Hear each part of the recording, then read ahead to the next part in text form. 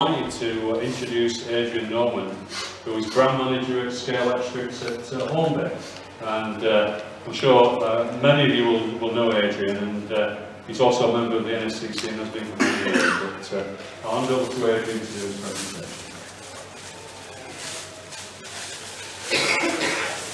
Thank you, Martin.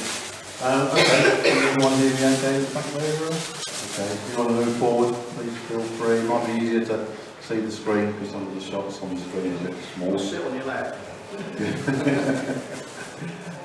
Okay, so during this presentation, it'll take about half an hour.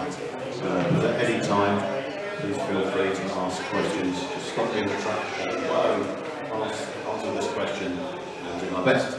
Or you can leave it to the end. If you just want to have a private question, if you're really shy, you can ask me afterwards. Just track me down anywhere and ask, and I'll do my best to answer questions. So I'm just going to go through how things are at Hornby and how we make a Scalextric car, what's involved, and I'll give you can go to sleep if you wish. You have a nice rest before you re-energise and go for a walk and look at all the Slotcars again. Whatever your fancy, I don't mind. So meet the team. This is a presentation we've used for other corporate events, etc. So excuse that generic feel of the presentation. So meet the team. In our team there's 8 of us for the Scalextric team. Darren, top left-hand corner there, he's our overall Scalextric development manager. So he controls the work that's done by Luke, Oscar, Rob, Steve and Tom. And particularly Luke and Oscar, they are responsible for creating CAD data which we send to China, for the factory in China, to create steel molds for. And they will have a steel mould created, plastic will be shot into it, and that will come back to us, and Luke and Oscar will then develop through that product until it's refined to such a state that it's fit to run as a slot car. And then Steve and Tom, they create the decoration that goes on the slot car. I'm just talking about cars, it's also track, also the artwork on the box, the sets, the artwork on the inlay card, on the solo car that goes in on the platform within the boxed car. Simon, he's a researcher. He goes out to teams or factories or private owners that have got a real car, what we want to do, so it's a classic car. Often it's in a museum, like downstairs here, or owned by someone in a shed at the back of their garden, and they drag it out and photograph and make their car. In fact, any of the team are likely to go out to any of these places, like the McLaren Technology Centre, to measure up a Formula 1 car or a McLaren GT3 car, etc. So they get to do some good fun stuff outdoors as well. Yeah, I'm in the right hand corner. I was a researcher, but thankfully I've just been made into the brand manager, which is nice. Market research, we look at the information from all areas, from every area we can get information from, because we need to be able to justify sorting out a new car, which can cost from £20,000 to £50,000. That's just for the steel that makes the car, the moulds, which you might want to call it. So we look at everything. That means feedback from you guys sitting here right now. Whatever you tell me now, that goes up here, and I take that back. I've got massive folders and spreadsheets and all the stuff you need to justify before management that we need to spend £30,000 on a piece of steel, because they want to know how many slot cars you're going to sell to even make £30,000 back to break even. So we have to look at making a lot more than £30,000 back, as you might imagine. So we need to make, 3,000 cars minimum out of one steel mould, and that's the minimum. We need to make tens of thousands of one car. So every car you see, I'm just looking inside Martin there, there's a Mini Challenge car there, white one, Mini Cooper. We've had to make a lot of those, even though we've made many liveries of that car. Each new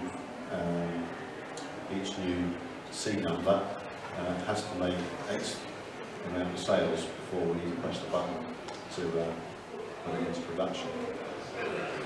So we need feedback from you guys, we need feedback from trade, distributors around the world.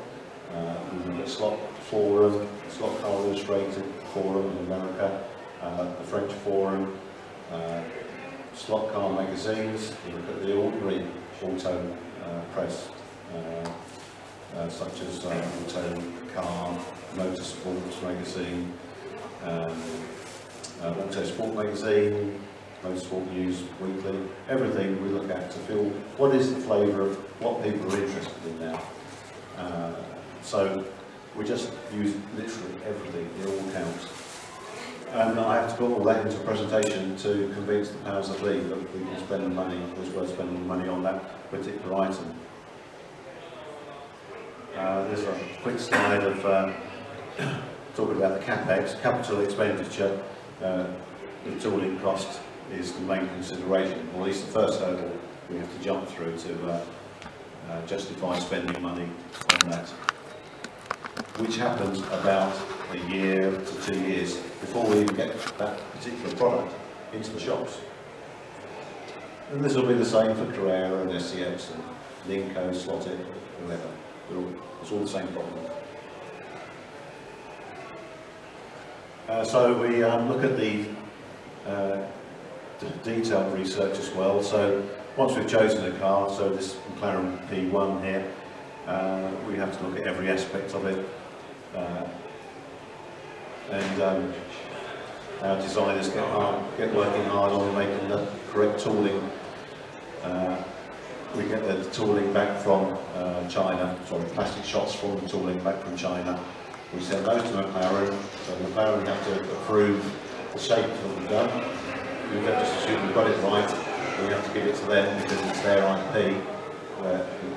And they approve it, send it back to us, say, yeah, that's the right shape. Or they might say, no, you've got the curvature of that compound curve incorrect, redo it, and then we have to make good on that. And we go through that process. It might take several months of re-presenting the plastic shots to McLaren.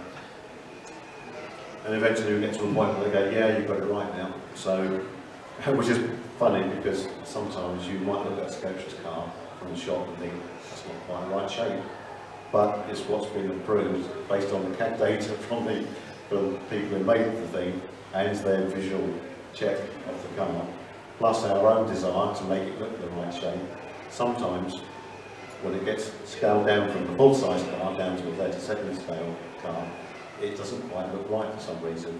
And some of these reasons can be that we've mucked up somewhere, or that, let's say, a pillar, the A pillar between the windscreen and the driver's side window, if you made that 32 times smaller than the real car pillar, it'll be just paper thin. So we have to make it thicker to be strong enough to be a fit for purpose as a slot racing car, or a decent model. So things like, again, the wheel arch is quite thick, really. You look at the inside of the wheel arch, it wouldn't be that thick if it was 32 times smaller than the real car. As you can imagine with the McLaren, they make it as thin as possible, but with their materials to save weight. If we did the same 32nd scale, it would be as thin as paper. We can't do that, we have to make it thicker. So sometimes the general shape of the car turns out to look a bit wrong at some angles that you look at it. Over time, there's been cars that do look really wrong. And it's not just us, it's the same with all the other manufacturers as well. So sometimes the model turns out to be pretty good representation, and sometimes not. In most cases, especially with a company like ours, as a PLC, we have to do our damnedest to make sure this is exactly how the owner of the car wants it, tells us it should be. So we can't take chances as a PLC company. Not every slot car, especially the cottage industry slot car manufacturers, have to bend over them to jump through all the loops that the manufacturer imposes. But didn't make mistakes. You had a question, sir? Well, just whether you manipulate the scale to suit a perfect width or existing components which you tend to reuse in the car? Each of the manufacturers have got different ways of going about their business and how to use the components in a slot car. So for instance, this is only a rule of thumb, I believe SCX in the main stick with the same axle widths and wheel sizes, etc.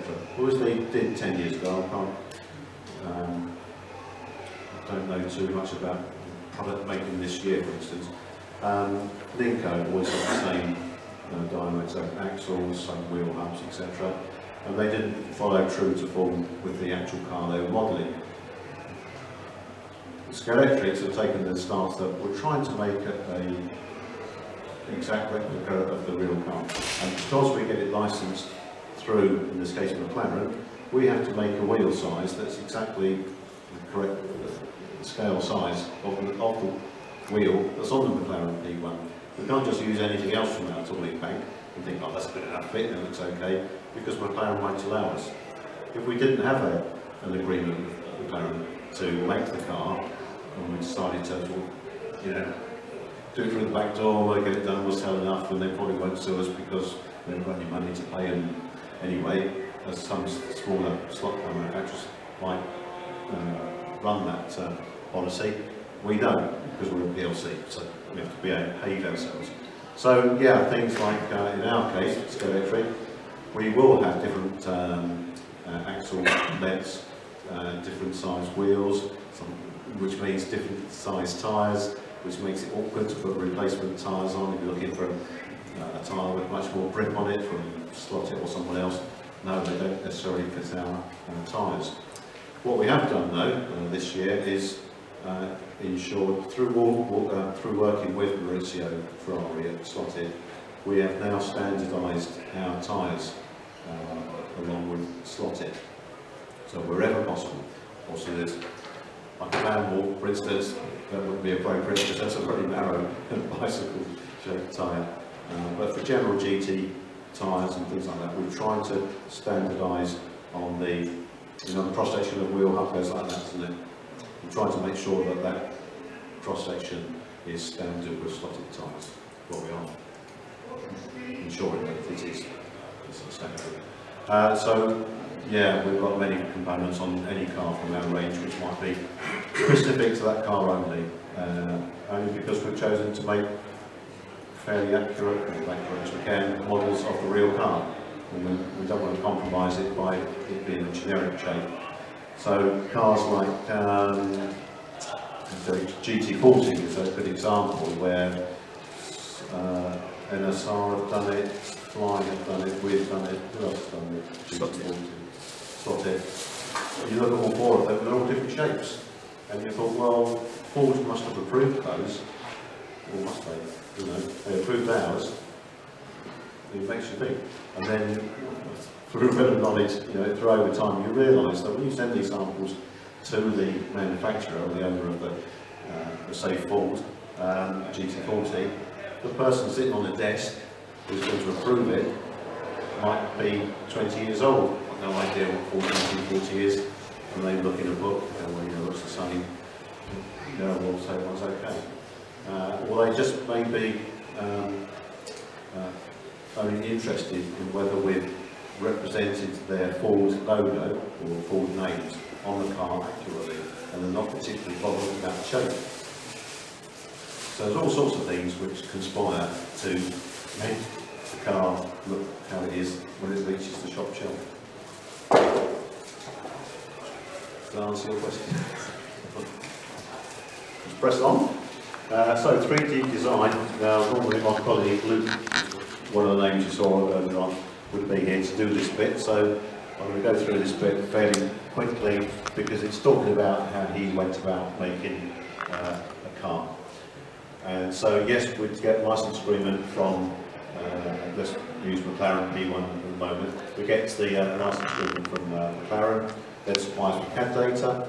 If it's an older car, of course, they don't supply CAD data. The computers weren't invented then. We use that CAD data to form the shape of the car. Again, the CAD data they send us, if I remember rightly, the Bentley GT3 Continental we've just done, Bentley sent us all the CAD data, including the ashtrays inside the door cards inside.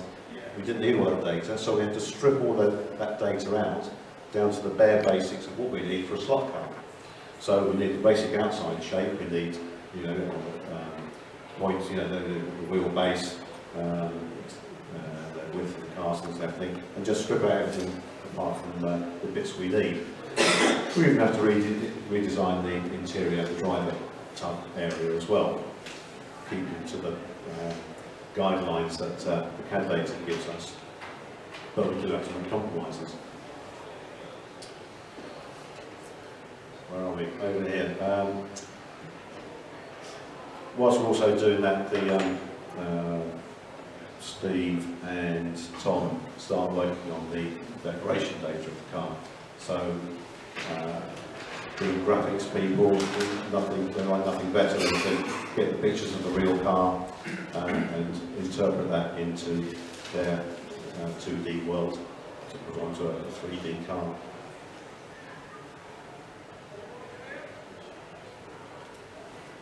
So the guys would go out to see the subject matter that they're creating a model of. So Lotus 72 there. So obviously went to Lotus in Norfolk, where they've got their real cars, and then measure them up, take pictures of every conceivable angle, because as you know, it's no CAD data, so they have to do everything by eye. And they need everything they can get. When they're sitting back at the office, they need to have everything at their fingertips. So, I was just wondering, when you have something like this, or even on a previous car, when you're trying to get something correct to the actual vehicle itself, yeah. do you not use 3D scanning equipment to scan yep. the complete model? And then Okay, we've just done the Mini Cooper F56, which is what they call the 3rd gen race car. So the Mini Cooper S and the Mini Cooper JCW cars have been superseded this year with a new race-built car. It's got skirts and air down and everything around it. Much more of a proper race car. Sequential gear shift and everything, so it's a mini touring car in effect, and that's racing this year. We're going to be modelling that one next year. We've started working on it this year, and we purchased some 3D scanning equipment, which is absolutely fantastic. You can't imagine how interesting it is, because they just stick the camera on a tripod near the car, so view of the car, with tripods here with the camera, a sensor over there on a tripod, a sensor over there on a tripod, and this thing spends about 2 hours sending signals bouncing off you, the car, and recording all that data. And these other 2 sensors work in triangulation to map out this object. And we all thought that was going to be good fun when we went to do it. We did it. We brought the data back and looked at it on screen, and lo and behold, it doesn't just take a scan of you, the car, it actually scans the entire environment. And so, because all the data is there in the 3D world, you can actually zoom up and you're a bird up in the sky somewhere, looking down on the whole environment. And it just gave you a kick to think, right, that's a powerful piece of software. the Army and Navy probably use it or something to recce situations, and it's just scary amount of information and detail. We get everything down to, you know, millimetres is scanned. A bit overkill in our case with the software, but it certainly did the job. That still doesn't mean the car's going to look right and it's turned into a 3D model, because you've still got to make the adjustments for the wall thickness of the body of the car, so wheel arches are still going to be thickened up to be strong enough as a model. It certainly saves taking thousands of pictures and measuring bits and pieces. Rapid prototypes. So buzz through here. 3D printing, we're getting familiar with that terminology now. We have done for about 15-20 years now, and 3D prototypes made of our models. They're just there to give us a quick look at how the car might look when it's finished in plastic. So that car will be made out of resin and super glue, resin powder and super glue. So it's laid in level, laid down in levels with the laser and 3D printer, and built up to the car. Not just as one whole block, but each individual component of the car. So the rear wing will be a separate component, and everything is done separately, so we put them together and make sure, generally speaking, we've got the right shape and everything. That's before we commit to making it into a block of steel. So if we're happy with that, then we send that to our factory in China, and they make it into a block of steel, a steel mold, so that we can have plastic poured into it, and those plastic shots are sent back to us, and we start that development process.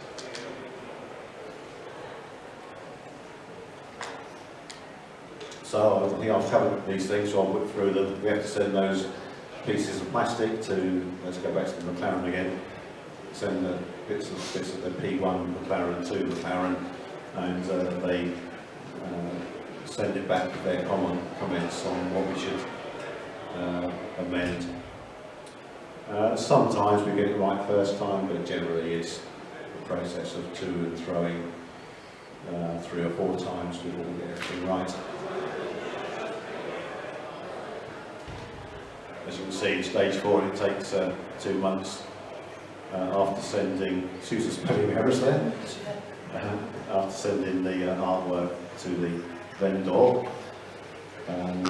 When we get a decoration sample, and again we have to go through another throwing with McLaren or the sponsors of the car, or the owner of the car. It'll be 3 different things before we get approval from everybody concerned. It's worth saying, of course, that is that we have to pay a licence fee for the McLaren P1, as we do with most vehicles, even the older vehicles. There's only about 100 cars we do a year. We probably have to pay a licence fee on nearly all of them. There might be 1 or 2 that don't need a licence fee because nobody owns the brand. Or there's no one traceable that is responsible for the brand. But as a PLC, we have to make sure we do everything by the book. Give you an idea, for a £40 slot car, we might have to pay 10% to McLaren, so they get £4. If there's a sponsor involved, they'll have a percentage on top of that. If there's anybody else involved, we have to pay a minimum guarantee as well. So for McLaren, they ask us to pay, I think it's something like, don't quote me, I'm not going to give you exact figures anyway, but if I said we have to pay 50 grand to do a McLaren P1 as part of the royalty payment, we have to pay that up front. So we can't, that's to stop us saying, I will make the P1 and only produce 100 models and only give them 4% of that 100 models. They wouldn't be very happy with that, the amount of time they've devoted to us to and all the legal work we have to go through to agree the licence. It wouldn't be worth their time. So they say, right, before you have any ideas of when you're doing a short limited run, we want you to give us X thousands of pounds to guarantee that you're going to make a good effort so as many as possible. So that's what we have to do, and it's the same for all the, whether it's Ford or Chevrolet, or any manufacturer, that's what we have to do. Oh yes, the other example I was thinking of for a royalty fee is the James Bond set that we've got coming out this year. There's royalty payments to Eon, the film company, Aston Martin, one of the cars, and Jaguar for the other car in the set. So there's 3 people we have to pay huge amounts to. And that's why the sets are sometimes a bit more expensive than you might imagine. Or the content of the set is less than you would really want because we've had to bring them. What is all important is the price point. So when you go to buy a Scalextric set, you might think, well, I'm not paying more than £100, so your price point's £99, or you might be £150 you're prepared to pay £149.95.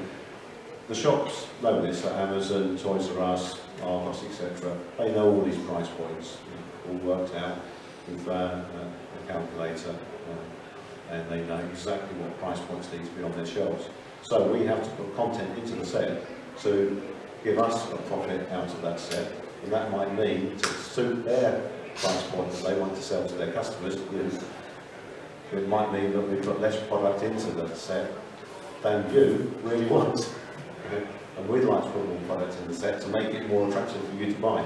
But when we do all the number crunching, we realise it may only be a figure of 8 with 2 cars in.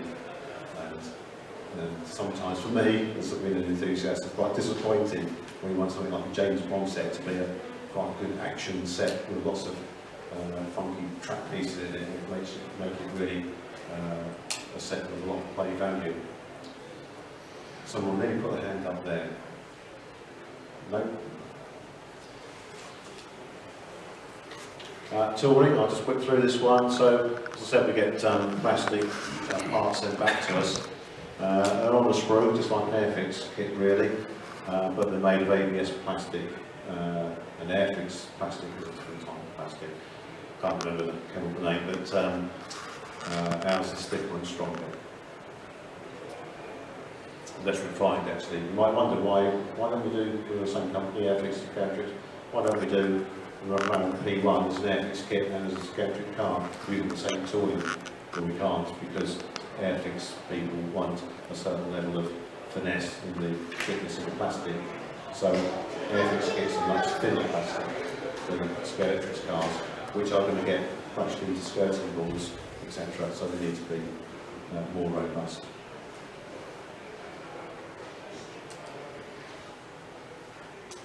So we get an EP, which means engineering prototype. So that our guys put those together, make sure they fit properly, run them around the test track, make any refinements to them, send them back, those refinements back to the factory in China. They scrape bits of metal out and put that back onto the tooling mould to make the appropriate amend. Then send more plastic back to us so we can test it again. So you can see there's those dark green, the light grey and green camper vans there are the tooling at various points of that journey. Product artwork. So the guy who designed the tooling sends his data to the guy who then is going to create the decoration on the car. The guy who's creating the decoration on the car has to get all the logos. So the race team might help us with logos. We've got created vinyls to stick on the real race car. We might say to them, can we have that data so we can put it onto our car, and they'll go, that's off the run, or we can't. We have to then do it by hand ourselves. But quite often they help us out. Classic cars can be really difficult sometimes, or they can be easy. This Ford Escort, which we're releasing this year, which co-driver was a certain John Top, is being particularly difficult because we can't find many colour pictures of the car. So back in the 60s, when was it 60s or 1970s or something, you know, colour pictures you just can't find on the internet or in books or anything. And when you think that we need a colour picture of 5 sides of the car, both sides, front, rear and top, to be able to convince ourselves that we've got enough information to create the proper decoration, and we need it in a resolution that gives us the detail to create the correct detail. So they can be very difficult.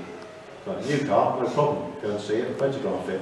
Old car, black and white photos on the internet is sometimes all we've got to go with. There might only be one or two angles of the car. So we have to look at other cars that raced in the same race to see what decoration was on their car, you know, similar team car for instance, and sometimes guess, though we really shouldn't admit that, but sometimes that's what we have to do. So there's a modern car, there's an Audi R8 ran in the Australian Bathurst 12-hour race. We were able to talk to the team, they could send us all that decoration in digital format, and that worked out very well.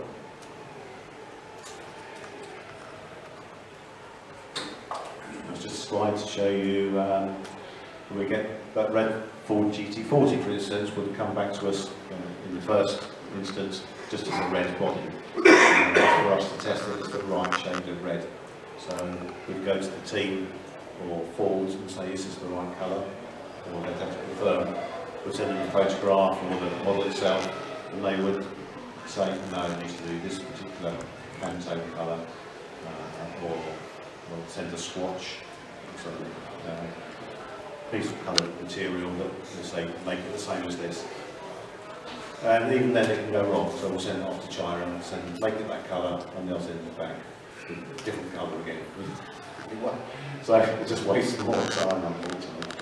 Whereas the middle car with ribbon vein on the side, I know the team and they sent me all the artwork, and we were able to create that very quickly.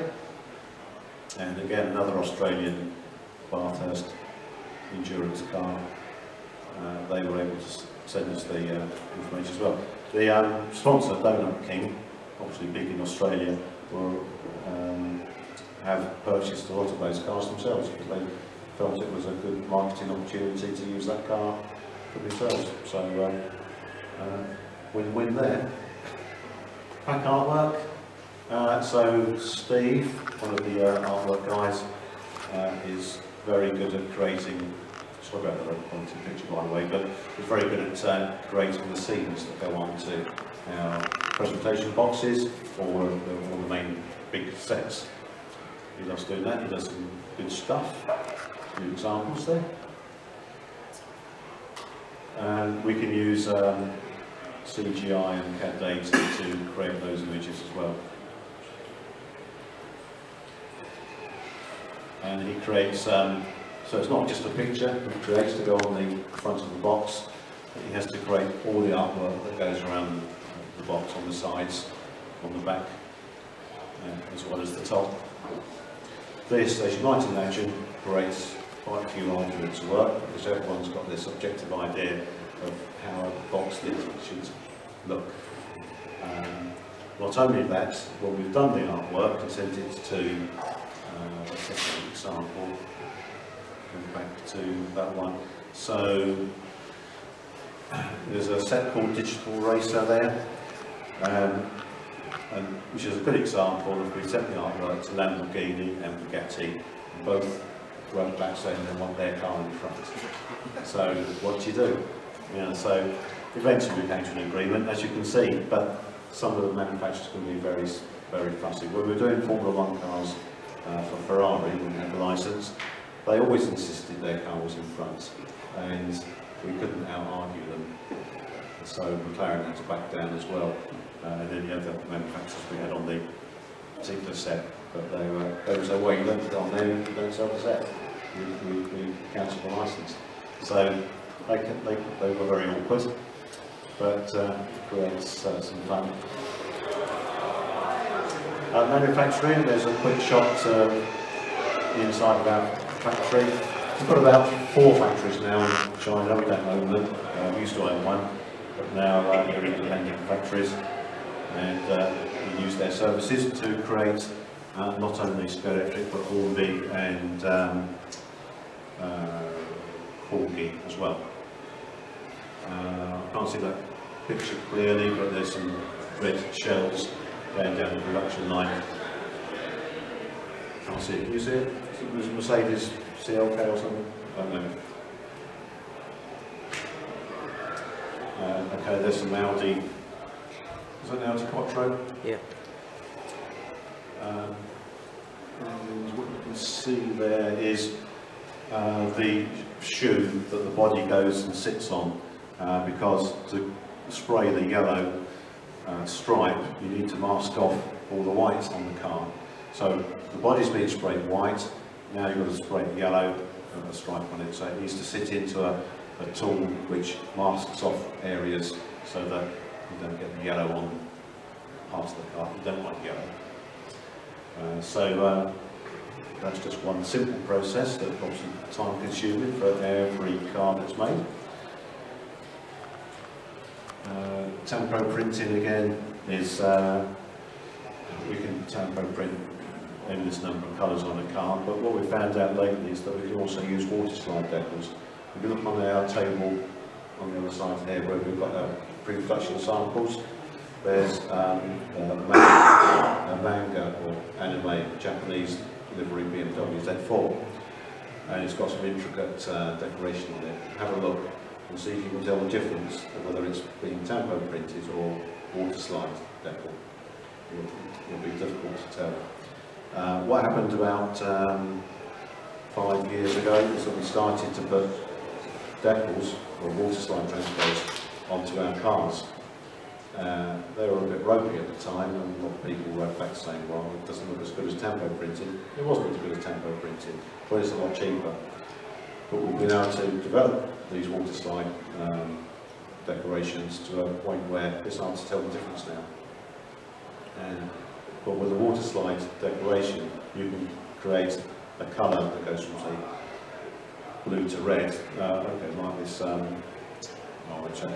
Blue to red, you know, going through mauve and purple colours, which you can't do with tempo printing, because tempo print is a block of red, another tempo pattern comes down, a block of blue.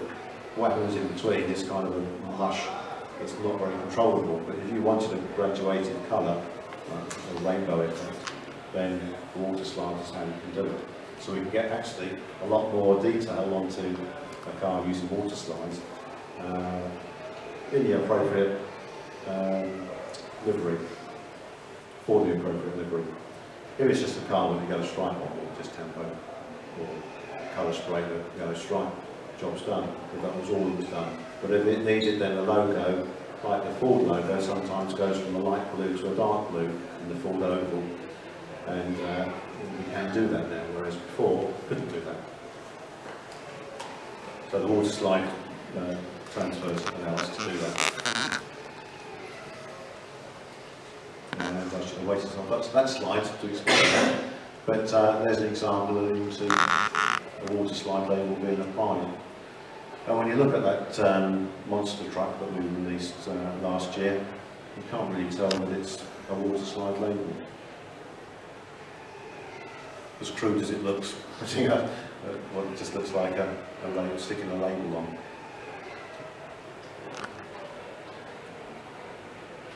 Final products. So it takes, once we've got to the stage of it being fully decorated and approved by the licensors, and then we say to China, okay, press the button on that car, and then it will be produced within a few days, maybe 5,000 of them, 24 hours a day, and then we have to wait another 4 or 8 weeks for them to get back to the UK. Our product is distributed mainly to the UK, and then we distribute it around the world, except for everything that goes to Australia goes direct to Australia, and America goes to West Coast America, direct from China. Everything else comes to Kent.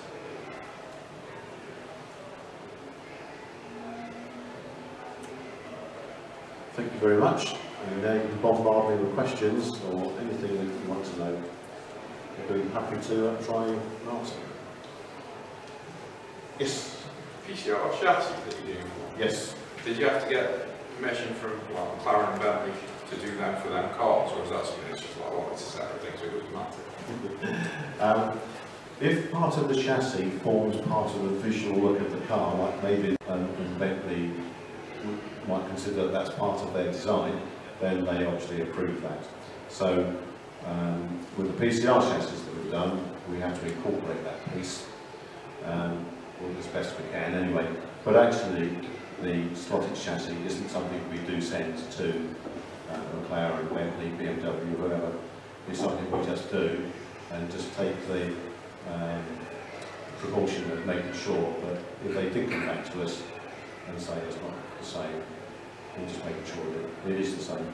But actually, we're not selling it as part of the finished model, but they've approved. So that's why at the moment, well, the way it will be is that the BMW Z4 has a standard Scalextric chassis, which has been approved by BMW, and then you can take that chassis off and put the PCR chassis underneath it, which is slightly different, but it's now not the actual product that is licensed for sale. PCR, anybody wants to know? Pro chassis ready. Treat it like DPR, which is digital plug ready. It just means a Scalextric car, if it's DPR means you can put a digital plug into the chassis. It's ready to receive a digital plug, DPR. PCR, Pro chassis ready, means the car is ready to have its standard chassis taken off and the PCR chassis is on. PCR chassis is a chassis that takes slotted components, which makes the car much more competitive than a standard Scalextric car.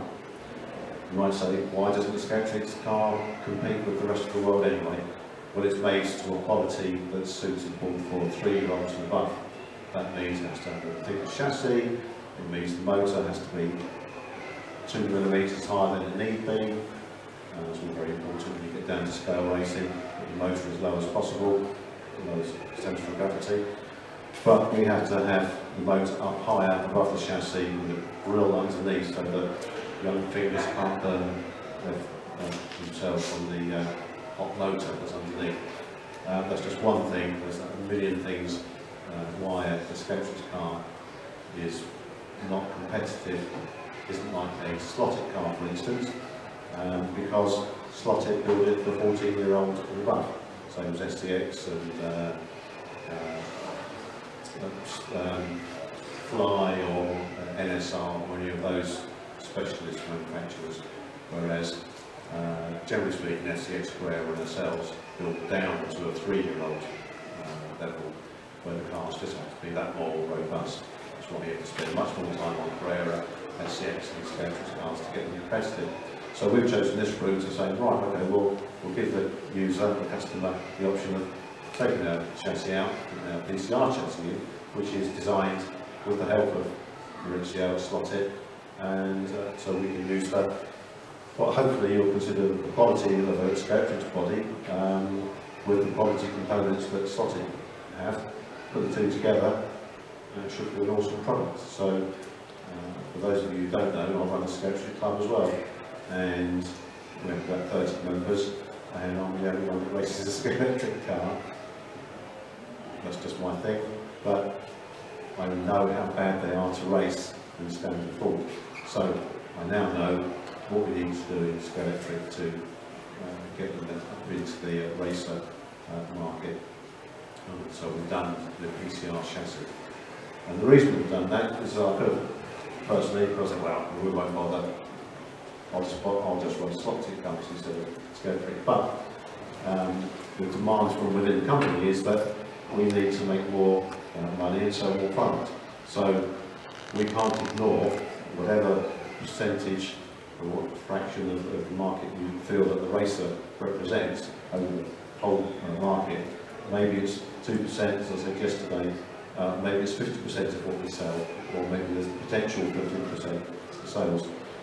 We can't ignore it now because things are so tight, and we can't ignore even 2%.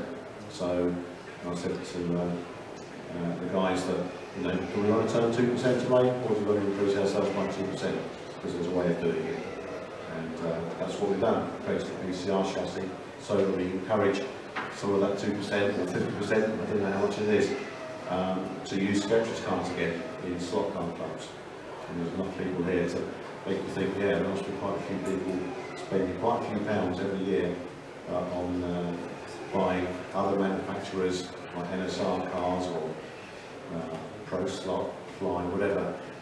And my objective is to get those people buying more Scalextric cars again. Okay.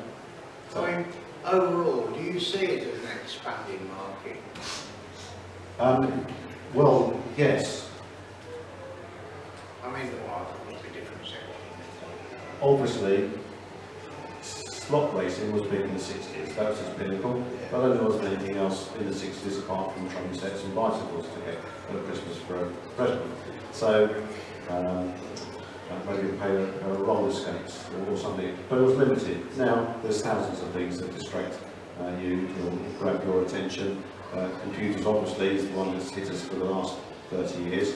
And so you could say, well, there's a market that's getting smaller and smaller. But our challenge is to make that grow bigger and bigger. So yes, it has decreased.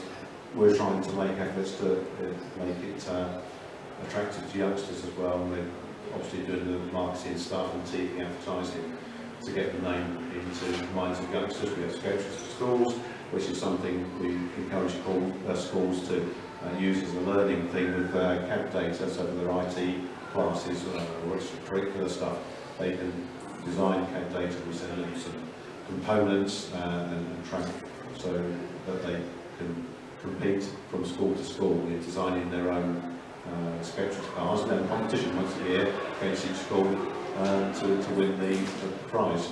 But the main thing is, apart from the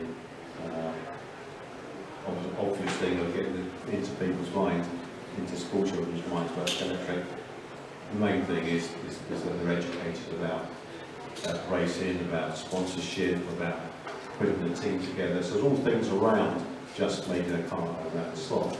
And how you design a car, what stops it going faster than you really want it to go.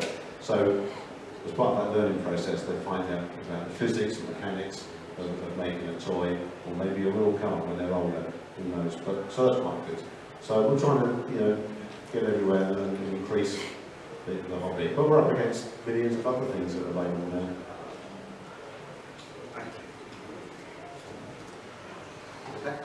Thank you. If you want any other questions, just grab me outside and I'll ask the questions for you. Well, thank you, Adrian. I'd just like to thank Adrian for that presentation and for coming in this afternoon and fascinating insight into Scalextric and how they produce cars. Thank you, Adrian. Thanks, Martin.